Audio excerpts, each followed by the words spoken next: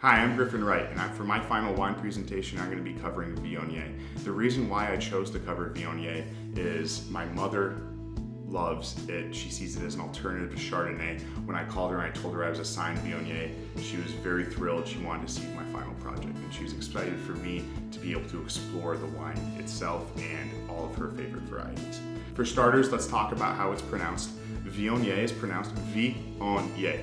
It's a much rarer grape, which is due to how difficult it is to grow. It's very temperamental, it's prone to powdery mildew, which leads to unpredictable yields at harvest. An interesting thing to note is that DNA analysis shows that it's a cousin of the Italian red grape, Friatia. Getting into the geographic location and history of the grape, where it's grown and where it came from, the main area that it's grown is in northern Rhone, France, specifically Condrieu. This is where only 100% Viognier wines are permitted to be made. It is right next to the city Vienne, which, as we'll talk about later, ties into the namesake of the Viognier grape and wine.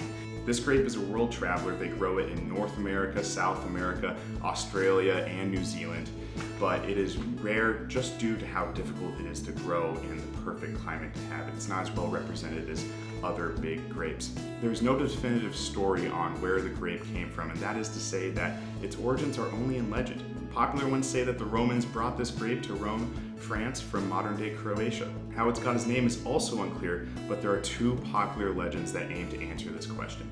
The first one is that it's named after the French city and former Roman outpost, Vienne, which of course is right next to the most popular region in France where the grape is grown.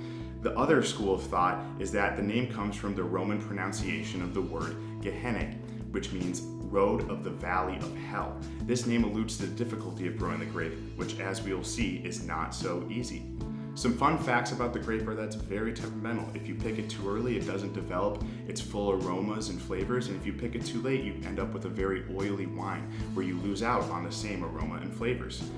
Another fun fact is that it almost went extinct in 1965. There were only a handful of acres where it was grown, and has since made a resurgence and traveled all over the world. There's a broad spectrum of prices for Viognier. The most expensive varieties come from Rome, France. Cheaper versions seem to come from Australia, New Zealand, and the Americas, but there are still some more expensive varieties coming from those places as well. Now, the top 3 most expensive Viognier wines, according to winesearcher.com, all come from Rhone, France. This kind of indicates how that old world original location of Viognier kind of produces some of the more high-end wines. One of the more affordable varieties is the Yalumba Y Series Viognier from South Australia, which retails for around $15 a bottle. It's important to note that more expensive does not always mean better. Wine is kind of subjective to who's drinking it and to your palate. So just because it has a higher price tag next to it doesn't mean that it's not a fantastic wine. Now, to get into the wine that I'll be tasting today, it is Georges Vernet's Lapide des Samsons Viognier. This wine costs around $40 a bottle, but is right from Rhone, France, specifically the Condrieu area, where, as we talked about earlier, only 100% Viognier wines are allowed to be grown and produced.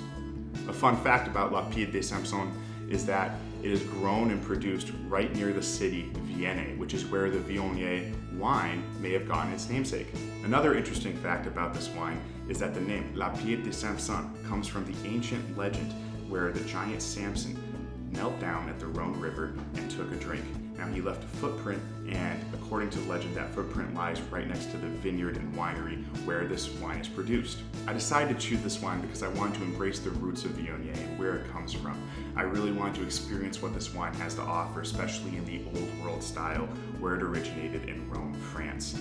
Now let's get to the good part, actually pouring and tasting the wine. Now, sight-wise, it's definitely a pale yellow, almost bordering on straw gold. Now, checking out the nose. Definitely lots of floral notes, a bit of citrus on the tail end. It's a very fresh and bright nose, very refreshing. Now, moving on to the palate, let's give it a try.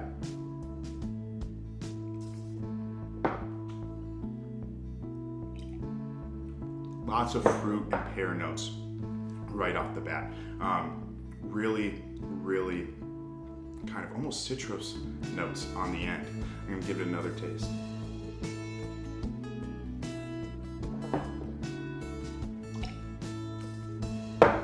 definitely kind of that tropical fruit, maybe mango, citrus on the end, you know. And this is a really medium-bodied wine. It's not too light, not too full. Really kind of that Goldilocks zone. It's also not too dry. It's not too sweet. I'd say it's mild acidity, but definitely pretty delicious. I would serve this to friends. You know, moving on to what types of foods I'd pair with this, I think it really fits kind of well with maybe more of an umami or spice flavor. Nothing too huge on the heat side, but maybe a variety of spices would complement well with this. It's a tasty wine, but it's not too overpowering in one note or another. I think the real star dish to serve this with would be some type of seafood. I want to say halibut or sea bass, something that doesn't have a huge fishy flavor, but definitely that light texture to it. Also, I think maybe a creamy dish would work really well with this wine. Maybe something like a risotto. To conclude, the Viognier grape is very interesting, has a robust history. It's very rare, and I think that makes it a super interesting grape to learn about and get into. The wines itself, delicious. I love it. I think, you know, the Lapide de Samson, definitely a top tier Viognier. I would serve it to friends. I would have it again. Overall, wonderful wine. Thanks for listening to my presentation. I appreciate it. Have a great day.